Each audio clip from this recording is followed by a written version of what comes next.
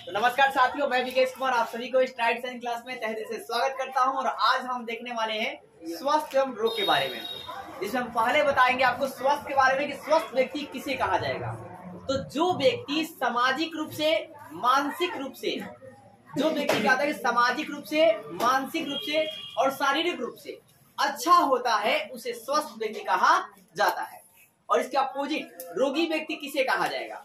ठीक है, कि जो व्यक्ति शारीरिक रूप से और मानसिक रूप से और साथ ही सामाजिक रूप से अच्छा नहीं होता है, उस व्यक्ति को कहा जाता है कि वो रोगी व्यक्ति है। मतलब एक और बात मैं आपको बता दूं कि कोई अगर आपका एक्सीडेंट हो जाता है तो ऐसे केसेस में उसे रोगी नहीं कहा जाएगा, क्योंकि वो एक्सीडेंटल घटना है, वो दुर्घटना वाली घटना है। तो ये आपका हो गया रोग के बारे में सिंपल सा डिफिनेशन बताया कि जो व्यक्ति शारीरिक रूप से, मानसिक रूप से और सामाजिक रूप से अच्छा नहीं रहेगा, उसे हम लोग क्या कहेंगे, रोग कहेंगे। और जो अच्छा रहेगा उसे स्वस्थ कहेंगे। और हमने कहा कि अगर आपको अच्छा स्वस्थ चाहिए तो आप क्या ध्यान देंगे, सबसे पहले अपने खान पान पर ध्यान देंगे कि हमें बाहर का मतलब जो गर्दा माटी पड़ा हुआ भोजन है वैसे भोजन को नहीं खाना चाहिए। दूसरी बात, पानी पर ध्यान देंगे कि पानी जो आप पिएंगे वो साफ सुथरा पानी होना चाहिए, कैसा भी पानी को आप नहीं पिएंगे। तीसरी बात, आप एक्सरसाइज करेंगे, मतलब आप व्यायाम करेंगे। और व्यायाम भी आप क्या करेंगे जी, सुबह के वक्त करेंगे। खासकर उठकर आप पहले फ्रेश हो जाइए, उसके बाद आप व्यायाम करना चालू कर दीजिए। 10 मिनट, कम से कम 10 मिनट जरूर व्यायाम कीजिए, ताकि आपका मतलब बॉडी में ब्लड सर्कुलेट जो है ना अच्छे से हो, और आप जो है किसी भी काम करने में आलस नहीं आएगा अगर आप व्यायाम करेंगे। फिर चौथी बात, आप रेस्ट भी करेंगे। व्यायाम आप किए ना तो आप विश्राम भी करेंगे। अब विश्राम भी बहुत ज्यादा नहीं करेंगे, ये उम्र सीमा पर अकॉर्डिंग करना चाहिए, आपके अपने परिस्थिति के अकॉर्डिंग करना चाहिए। आपका कंडीशन कैसा है उसके अकॉर्डिंग आप विश्राम करेंगे। मतलब कहने का मतलब यह है कि अगर आपकी उम्र 1 से लेकर 12 साल के बीच में है तो आपको कम से कम 10 घंटे सोने चाहिए मिनिमम। कम से कम 10 घंटा सोइए। अगर आप 12 साल से हैं, 12 साल से आपका ज्यादा उम्र हो जाता है तो आप 6 से 7 घंटा सो सकते हैं।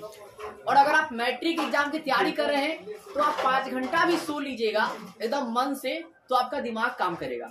आप इंटर में आ जाते हैं तो आप 4 घंटा भी मन से सोते हैं ना, फ्रेश माइंड से, तो 4 घंटा काफी है। बाकी समय का आप इस्तेमाल कहाँ कीजिए भाई साहब, तो अपना मतलब जो भी टीचर होमवर्क देता है उस होमवर्क को कंप्लीट करने में। अगर आप स्टूडेंट नहीं है तो आपका जो भी व्यवसाय है उस व्यवसाय को अच्छे से करने में वक्त दीजिए। बाकी आप 4 से 5 घंटा ही सोने का अपना लत लगाइए। बाकी समय जो भी बचता है आप काम करने में, खाने में और थोड़ा बहुत दोस्तों के साथ टाइम बिताएं। थोड़ा बहुत, ज्यादा नहीं, हम तो बहुत भी हाईएस्ट आप 1 घंटा जो है ना मतलब बातचीत वाला बात रखिए। उसके बाद नहीं, वही बातचीत वाला बात ऐसा होना चाहिए जिसमें आपका लाभ हो, वैसा हो, मतलब एक बिजनेसमैन की तरह ही बात होनी चाहिए। आगे लोग साहब, अब आगे बात करते हैं रोग के प्रकार की। तो रोग जो है जनरली आपको बताया था हमने, मतलब रोग जो है ना 2 प्रकार के होते हैं। एक आंतरिक कारक से रोग होता है, एक बाहरी कारक से होता है। जो हमारे शरीर के आंतरिक कारक से होगा, हार्मोन की गड़बड़ी से होगा, उसे आंतरिक रोग कहेंगे। और जो बाहर से हो जाएगा उसे क्या बोलेंगे, बाह्य कारक से होने वाला रोग। जैसे किसी बैक्टीरिया से आपका रोग हो गया, किसी वायरस से आपका हो गया, किसी फंगस से हो गया। ठीक है, जैसे कोरोना क्या हो गया, वो बाहर से बीमारी आया, अंदर से नहीं उत्पन्न हुआ था। और हार्मोन की गड़बड़ी हो जाएगी। ठीक है, जैसे मान लीजिए इंसुलिन की कमी हो गया तो आपको मधुमेह नाम की बीमारी हो जाएगी, डायबिटीज हो जाएगा। इंसुलिन की कमी से क्या बीमारी होगी, डायबिटीज या मधुमेह नाम की बीमारी हो जाएगी। इसके हम लोग ट्रीटमेंट के लिए इंसुलिन का इंजेक्शन का उपयोग करते हैं। अब रोगों को जो है ना आपका है क्या कि संचरण के आधार पर रोग जो है 2 प्रकार के होते हैं। एक होता है साफ संक्रामक रोग और एक होता है असंक्रामक रोग। संक्रामक मतलब इन्फेक्शन वाला।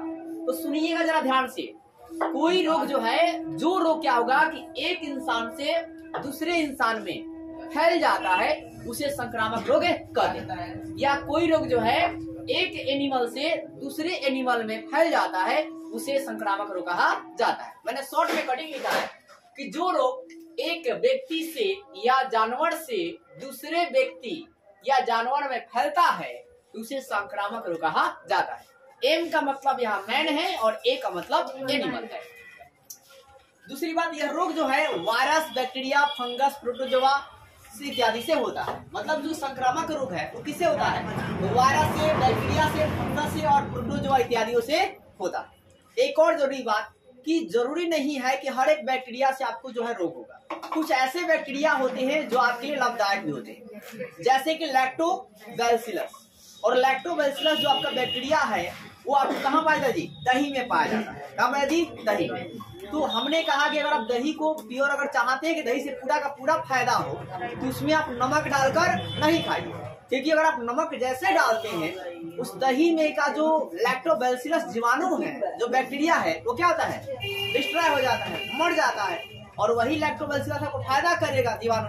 इसलिए आप दही जो खाएं तो मीठा डालकर खाइए, ठीक है? मीठा में वो भी चीनी नहीं, मीठा डालेंगे, ठीक है, जिसको गुड़ कहा जाएगा, गुड़, स्वीट। अब देखिए आपका है क्या साहब, जैसे कि एग्जाम्पल में संक्रामक रोग का देखिए मलेरिया। मलेरिया किससे होता है? तो मादा एनोफ्लिज मच्छर के काटने से होता है। और किस परजीवी से होता है? तो प्लाज्मोडियम परजीवी से होता है। मलेरिया किस परजीवी से होता है?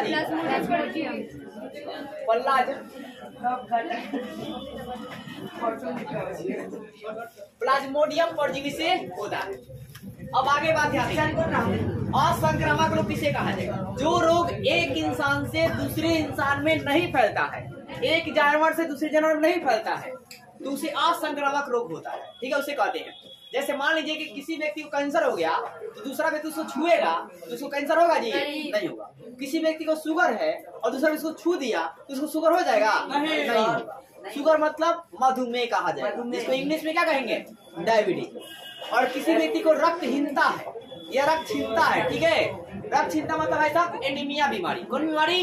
एनीमिया। तो एनीमिया नाम की जो बीमारी है ये कैसे होती है? आप ये रखिएगा, आयरन की कमी से होता है। कैसे होता है जी?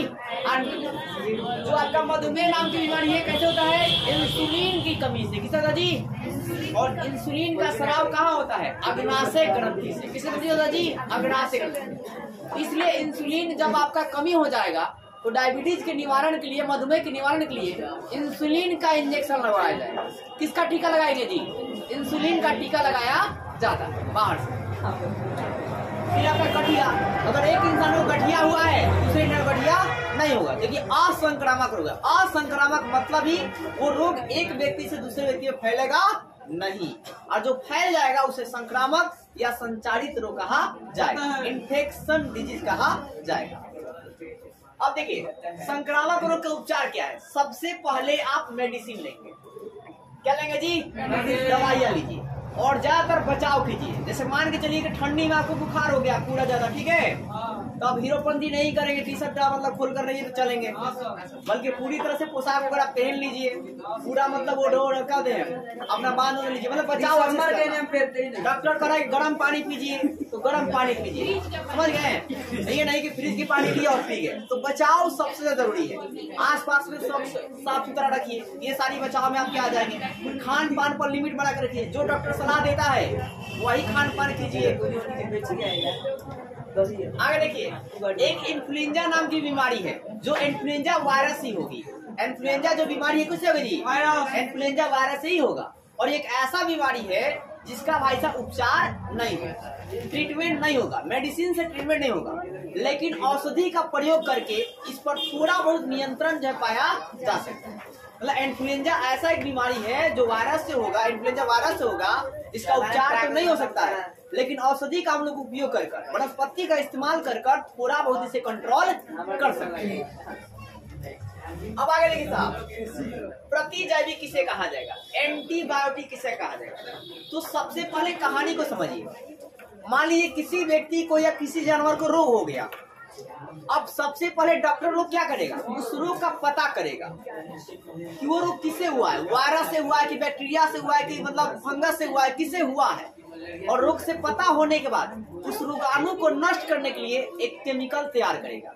ये क्या करेगा जी? केमिकल तैयार करेगा, और उसी केमिकल को प्रतिजैविक या एंटीबायोटिक कहा जाएगा। जो रोगों से लड़ने में मदद करता है उसे एंटीबायोटिक कहा जाता है।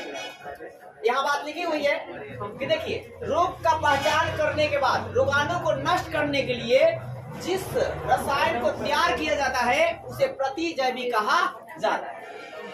फिर प्रतिजैविक जो है रोगाणु को पूरी तरह से नष्ट नहीं करता। जैसे मान लीजिए आपको बुखार हो गया है, मतलब क्या होता है, टाइफाइड हो गया है, तो क्या टाइफाइड जो है आपको दवा खाने के बाद आप देखिएगा ठीक तो हो जाएगा, नियंत्रण तो हो जाएगा, लेकिन फिर 6 मंथ बाद या साल भर बाद फिर से आपको टाइफाइड हो जाएगा। इसके पीछे रीजन क्या है? तो जो टाइफाइड आपके अंदर जो जीवाणु है वो पूरी तरह से नष्ट नहीं हुआ, उसके थोड़े बहुत अंश अभी भी बच गए। जब भी आपकी इम्यूनिटी डाउन होगी वो फिर से अपना रूप जो है दिखा देगा।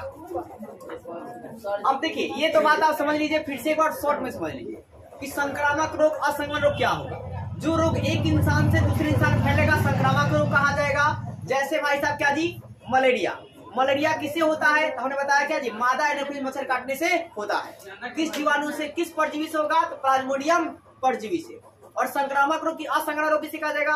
कि जो रोग एक इंसान से दूसरा नहीं फैलेगा उसे असंक्रमण रोग कहा जाएगा। जैसे मधुमेह हो गया, आपका क्या बोलते हैं, एनीमिया हो गई, कैंसर हो गया, इत्यादि हो गया। फिर मैंने आपको बताया कि ये आपको क्या जी, एक इन्फ्लुएंजा नाम की बीमारी है जो कि इन्फ्लुएंजा वायरस से होती है, और इस बीमारी का उपचार नहीं है, लेकिन औषधि का उपयोग करके हम लोग इसका उपचार कर सकते हैं। फिर मैंने आपको बताया प्रतिजैविक। प्रतिजैविक मैंने क्या बताया कि सबसे पहले रोगाणु का पहचान किया जाएगा, और पहचान करने के बाद रोगाणु को नष्ट करने के लिए केमिकल तैयार किए जाएंगे, रसायन तैयार किए जाएंगे, और रसायन तैयार करने के बाद जो हमें मिलेगा उसे प्रतिजैविक कहा जाएगा। और बात याद रखना है कि कोई भी प्रतिजैविक हमारे जीवाणु को अंदर जो रोगाणु उत्पन्न करने वाला है, रोग उत्पन्न करने वाले को रोगाणु या पैथोजन कहेंगे। मैंने आपको बताया था, ठीक है, कि रोग उत्पन्न करने वाले को रोगाणु या पैथोजन कहा जाता है। तो ये पूरी तरह से पैथोजन को नष्ट नहीं करेगा। अब बात रखेंगे कि सबसे पहला जो प्रतिजैविक बनाया गया उसका नाम क्या था? तो पेनिसिलिन था। क्या नाम था जी? पेनिसिलिन। और पेनिसिलिन को किससे बनाया गया था? तो पेनिसिलियम नाम की कवक से बनाया गया था। पेनिसिलिन को किससे बनाया था जी? पेनिसिलियम नाम की कवक। पेनिसिलिन दवा किससे बनाया गया था? तैयार कीजिएगा, पेनिसिलियम। पेनिसिलियम क्या जी? कवक से बनाया गया था। किसने बनाया था भाई साहब? Alexander Fleming. कब बनाया था? 1928 में। लेकिन इस दवा को मान्यता कब मिली? 1941 में, सेकेंड वर्ल्ड वार के समय। और सबसे ज्यादा इस दवा का इस्तेमाल भी हुआ सेकेंड वर्ल्ड वार के बीच में हुआ, मतलब 1939 से लेकर 1945 में। लेकिन मान्यता कब दिया गया? 1941 में। बनकर रेडी कब हो गई दवा भाई साहब?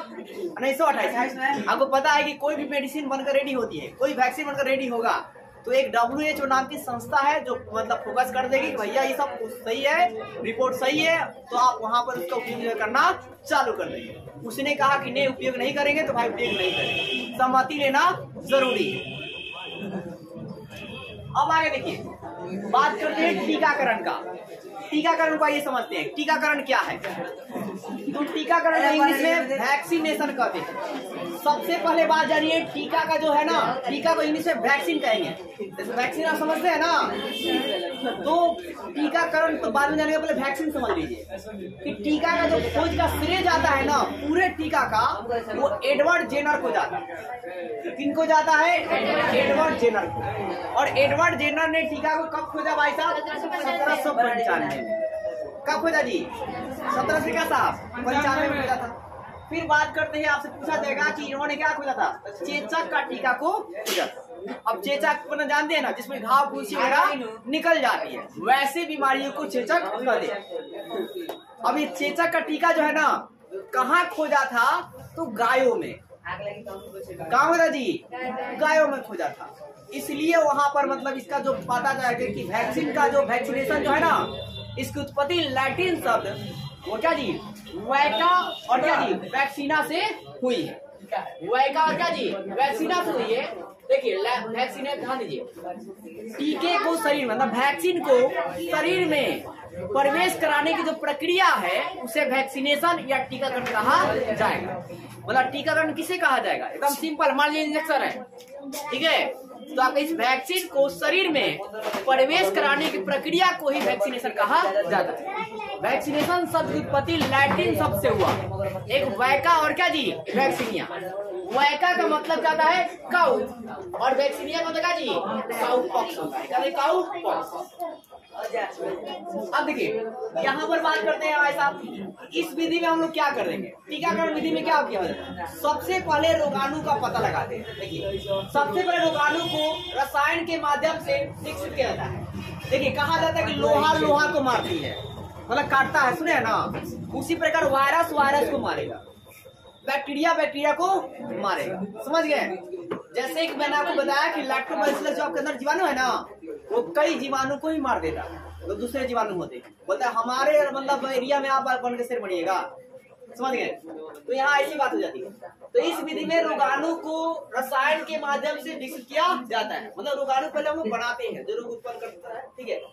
फिर तथा कम मात्रा में शरीर में उसे प्रवेश करवाया जाता है। देखिए थोड़ी सी इंजेक्शन दी जाती है, ठीक है, एकदम हल्का सा, जो रोगों के प्रति एंटीबॉडी बना लेता है। एंटीबॉडी मतलब ऐसा सुरक्षा तंत्र, एंटी मतलब क्या जी, सुरक्षा तंत्र, मतलब रोगों से लड़ने के लिए तैयार हो जाता है। और ऐसे दर्द क्या था जी, कम हो जाता है। और यह पूरी प्रक्रिया टीकाकरण करता है। फिर से एक बात सुनिए, हमने क्या कहा कि अगर पहले तो डॉक्टर चेक करेगा भैया आपको हुआ क्या। तो आपको अगर टाइफाइड हुआ है तो साल्मोनेला टाइफी जीवाणु से, बैक्टीरिया से हुआ, कोरोना हुआ है तो वायरस से हुआ है, समझ रहे हैं। तो अगर आपको बीमारी वायरस से हुआ है तो वायरस वाला टीका दिया जाएगा, एंटी वायरस वाला, ठीक है। अगर आपको क्या होते हैं बैक्टीरिया से हुआ है तो एंटी बैक्टीरियल टीका दिया जाएगा, बैक्टीरिया बैक्टीरिया को मारेगा, ठीक है। वायरस वायरस को मारेगा। बात को समझिए। तो आपको है क्या, सबसे पहले हम लोग रोगाणु को ही केमिकल के माध्यम से रेडी कर लेंगे, और उस रोगाणु की जो थोड़ी सी मात्रा है ना, इंजेक्शन के माध्यम से, वैक्सीन के माध्यम से लोगों में क्या करेंगे, प्रवेश करवाएंगे।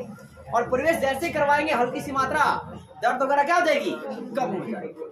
दर्द क्या होगा जी, कम हो जाएगा। आप देखिएगा कि बहुत ज्यादा लोगों को दर्द करता है, मतलब किसी मतलब बुखार उखार के कारण, और उसके बाद जैसे वैक्सीन चलता है 10 मिनट बाद 20 मिनट बाद आदमी रिलैक्स हो जाता है, क्योंकि वहाँ पे क्या था जी, एंटीबॉडी बन जाता है, रोगों से लड़ने की क्षमता आपके अंदर आ जाती है, ठीक है। तो इसी प्रक्रिया को टीकाकरण कहते हैं। अब उदाहरण के समझिए टाइफाइड। तो टाइफाइड की बात करते हैं भाई साहब, मैंने आपको बताया कि टाइफाइड मेरा मतलब 4 या 5 साल का एक्सपीरियंस है कि टाइफाइड मेरे को हुआ है। तो टाइफाइड किससे होता है, साल्मोनेला टाइफी बैक्टीरिया से होता है। किससे होता है जी, साल्मोनेला टाइफी बैक्टीरिया से होता है। अब ये तो हो गया रोगजनक, जो रोग उत्पन्न करेगा उसे रोगजनक कहते हैं या पैथोजन कहते हैं, ठीक है। तो साल्मोनेला टाइफी जो बैक्टीरिया है ना, ये रोगजनक है। अब रोग को आप कहेगा रोग फैलेगा कैसे भाई साहब, ध्यान दीजिए। तो बात करते हैं कि रोग जो है ये कैसे उत्पन्न हो जाता है। तो संक्रमित पेयजल, संक्रमित मतलब भाई साहब खराब पानी को पीने से, खराब भोजन को खाने से, ठीक है। जिस भोजन पर गर्दा माटी पूरा पड़ा हुआ है, समझ गए, बाहर मतलब चाट की दुकान लगा हुआ है और रोड से एकदम गर्दा उस पर पड़ रहे, तो बैक्टीरिया तो पड़ेंगे ही, साथ ही वो भोजन क्या होगा, वायु से ऑक्सीकृत भी हो जाएगा। अब वायु से भोजन ऑक्सीकृत हो जाएगा तो भोजन दुर्गंधित हो जाएगा, भोजन खराब हो जाएगा, और उसी भोजन का आप ग्रहण करेंगे तो अनेकों जीवाणु, अनेकों जो वायरस हैं वो आपके अंदर चले जाएंगे और अपना घर बनाना चालू कर देंगे। और घर बनाना चालू करेंगे तो आपका घर जो उजड़ना चालू हो जाएगा। अब देखिए यहाँ दूध वगैरह इत्यादि से भी क्या होता है, मतलब वो भी दूध कौन, जो दूध आपका दूषित हो, जो खराब दूध हो, समझ गए। अब जैसे कि कई दूध मतलब गायों की तबीयत खराब हो जाता है और उनके दूध में हल्का ब्लड आने लगते हैं, तो ऐसे दूधों का सेवन हमें नहीं करना चाहिए, क्योंकि उसका इन्फेक्शन इस इंसान को भी हो सकता है। और एक और बात सुनिए, किसी भी दूध को जब डेयरी से लाया जाता है, कई लोग जो है ना महान आत्मा बनते हैं और कांचे दूध का इस्तेमाल करते हैं। कभी भी कांचे दूध को ग्रहण नहीं करना चाहिए।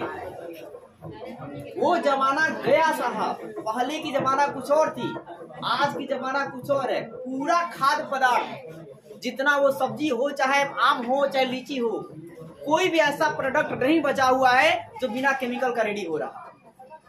तो ऐसे में जो गायों का चारा भी मिल रहा है वो केमिकल से ही रेडी हो रहा है, समझ गए। लोग चारे को भी बोते हैं, चारा की खेती करते हैं, मसूरी बोया जाता है, वगैरह बोए जाते हैं, उसमें खाद मारे जाते हैं ताकि जल्दी से रेडी हो जाए, समझ गए। तो उसको काट खिलाया जाता है। उसके बाद जो आपका मतलब जब दूध को निकालते हैं तो अनेकों बैक्टीरिया जो है दूध दूहते समय ही उसमें पड़ जाते हैं। इसलिए हमें जब भी दूध को ग्रहण करना चाहिए, दूध को पकाइए, और छोटे बच्चे को दूध देना है तो उसमें थोड़ा पानी को मिला दीजिए ताकि उस बच्चे को डाइजेशन अच्छा, प्योर दूध देने का प्रयास कीजिएगा तो बच्चा को डाइजेशन नहीं हो पाएगा। अब आगे देखिए साहब, अब लक्षण की बात करते हैं। तो टाइफाइड हुआ है, इसका आपको लक्षण पहले क्या, नॉर्मल पहले बुखार चालू होगा, उसके बाद 10 दिन के बाद, 10 से 13-12 दिन के बाद इसको आपको लक्षण दिखाई देगा, जब पूरा सरिया के आप बेड पर पड़ जाइए। ठीक है, इसमें पूरा तेज बुखार हो जाएगा, सिर दर्द होगा, किताबें कहती है सिर दर्द होगा। मैं आपको बता रहा हूँ भाई साहब, अपना पहली बार जब हुआ था मेरी ये पैर इतनी हाई क्वालिटी का दर्द कर रहा था जिससे मतलब क्या बोलते हैं, कंट्रोल नहीं हो रहा था, समझ गए, मतलब दबाने के बाद भी ठीक नहीं हो रहा था, रात भर मतलब पूरा छटवाना उठाना, मतलब बहुत ज्यादा दिक्कत हो रहा था। फिर पसीना आना, पसीना भी मतलब बहुत ज्यादा आते हैं, ठीक है। लेकिन यहाँ पर एक बात ख्याल रखिएगा कि भाई साहब देखिए, ये बीमारी भी पसीना जितना बाहर निकलेगी उतना ज्यादा जल्दी से आप बेहतर होइएगा, ये भी आप याद रखिएगा। तो टाइफाइड में आप दवा खा लीजिए, दवा जो आपको डॉक्टर दिया है, और दवा खाने के बाद आप सोइए ना, पूरा कम्बल नोमल वगैरह ओढ़ लीजिए और पूरा आपका बॉडी भीग जाएगा। और उसको भीगने के बाद जब मतलब भीग जाता आप फ्रेश होते हैं, उसका पूरा इसको खोलकर भाई साहब रख दीजिए, फिर दूसरा पहन लीजिए, समझ गए, ऐसी कीजिएगा, जल्दी हो जाएगा। अन्यथा वो अगर इसी में सुखाइएगा ना तो फिर से जितना बाहर का दूषित पदार्थ है, ये जितना बाहर है ना, गर्मी है जो आपके अंदर प्रदूषित था, जो खराब था, वो बाहर आया, अब फिर बाहर से अंदर जाएगा तो बहुत ज्यादा आपको दिक्कत करेगा, समझ गए। इसलिए वहां पर निकाल कर रख देना चाहिए, और 2 दिन, कम से कम 2 दिन में एक बार पूरे अच्छे से नहा लेना चाहिए। टाइफाइड में आपको स्वच्छ होना बहुत ज्यादा जरूरी है, अगर आप स्वच्छ नहीं रहते हैं तो आपको दिक्कत होगी। अब बात करते हैं, जीभ के सतह पर सफेदी आ जाएगा। टाइफाइड का और पहचान है कि जीभ की सतह क्या आ जाएगी, व्हाइट लेयर जो है आ जाएगी। अब देखिए, इसे कभी कभी ध्यान दीजिए, यहाँ पर क्या पूछा जाएगा आपसे, क्वेश्चन ये है कि टाइफाइड किसको प्रभावित करता है, तो छोटी आंत को प्रभावित करता है। किसको प्रभावित करता जी, अगर ऑप्शन में आंत है तो आंत मारिए, या क्या मारिए, छोटी आंत, स्मॉल इंटेस्टाइन को क्या करता है जी, प्रभावित करता है, ठीक है, आहार नाल के। अब बात करते हैं ना, देखिए छोटी आंत में क्या होगा कि जब बहुत ज्यादा आपको टाइफाइड सीरियस हो जाएगा तो अल्सर घाव हो जाएगा। अल्सर घाव मतलब आपके पेटों में क्या होगा, रक्त का स्राव होने लगेगा, और रक्त का स्राव होने लगेगा तो अल्सर घाव में सीधा हॉस्पिटल जाना पड़ेगा, लोकल डॉक्टर ठीक नहीं कर पाएगा, तो बहुत रेयर केस हो जाएगा, ठीक है। तो अब है क्या साहब, ध्यान दीजिए, आप चाहते हैं कि टाइफाइड से जल्दी बच जाए तो 4 दिन बुखार हुआ, आप जांच करवा लीजिए। क्या जांच करवाना साहब, विडाल टेस्ट। टाइफाइड के लिए कोई भी मैक्सिमम डॉक्टर विडाल टेस्ट लिखेंगे, आपसे पेपर में भी पूछा जाएगा कि टाइफाइड के लिए कौन से जांच करवाया जाता है, तो विडाल टेस्ट करवाया जाता है, ठीक है, 3-4 बार करवाए। अब रोकथाम क्या है, सबसे पहला है भाई साहब स्वच्छता, किसी भी बीमारी का रोकथाम है, सबसे पहला काम स्वच्छता बनाकर रखना है, समझ गए।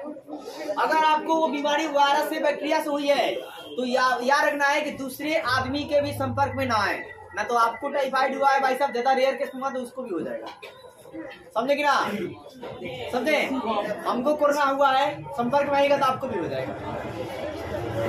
इसलिए तो कोरोना में कोचिंग ने बंद किया था, समझे क्या। अब देखिए, ये जो है ना, इसमें क्या होना चाहिए कि 10 से 13 दिन तक एकदम विश्राम कर सोइए। लेकिन भाई साहब मजदूर आदमी, श्रमिक आदमी 10 दिन 15 दिन जब रेस्ट लेगा ठीक होने के बाद भी, तो वह खाएगा कब, कमाएगा कब, और सेहत का ख्याल कब रखेगा। इसलिए हम लोग को मजबूरी में, जो हम लोग श्रमिक होते हैं, जो मजदूर होते हैं, वो रेयर केस में भी काम करते हैं। आप मेरे को ही देखिएगा, मैं आपको इससे पहले बता रहा हूँ, मैं डेली का 30 इंजेक्शन घुमाना पड़ता है, इसके बाद ही सुबह शाम क्लास जो है चलते रहते हैं। पसीना अचानक आ भी जाएगा, लेकिन आपको लगने नहीं दिया जाएगा कि हमको पसीना आया है, पूरा मतलब सो भी लिया जाएगा, लेकिन आप बीच में देखे होंगे मतलब सो के आगे पढ़ा रहा था, उसमें पूरा मतलब दिक्कत चल रही थी।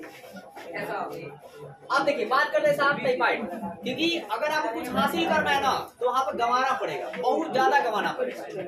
लोग समझते हैं कि मतलब ध्यान दीजिए कि आज के फील्ड में पढ़ाना आसान है, मैं आपको बताऊँ ना, आज के जनरेशन में कोई मतलब सबसे कठिन काम है तो पढ़ाना है।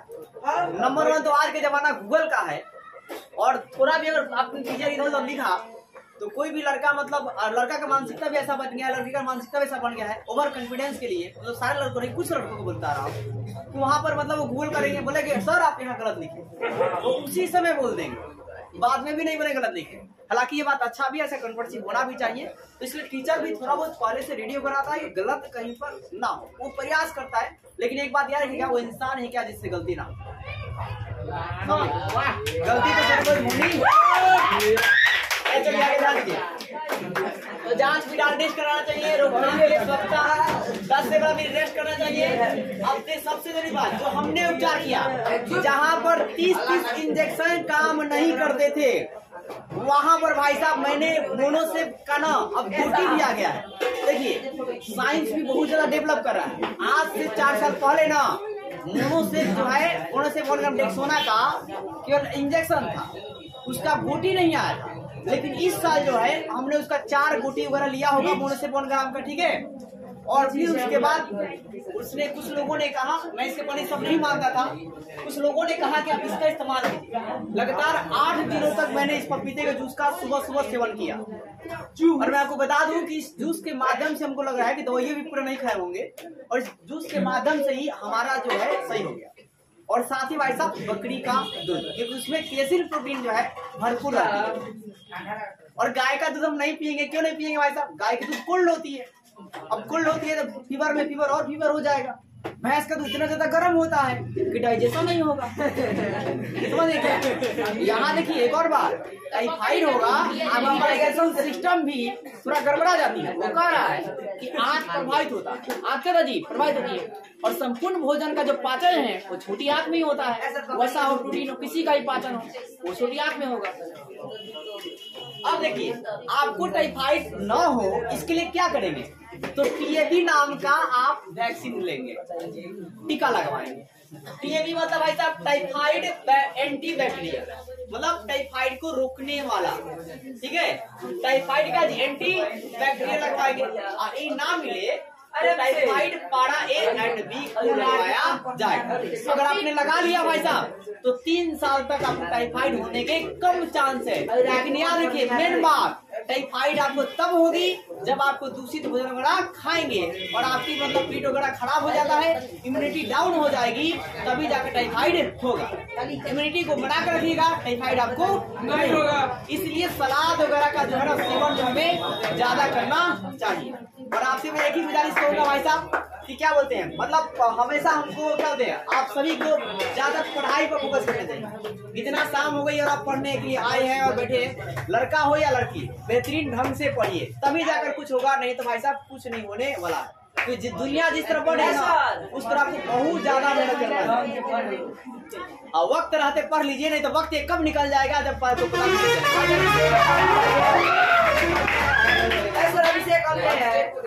नहीं समझाया करिए।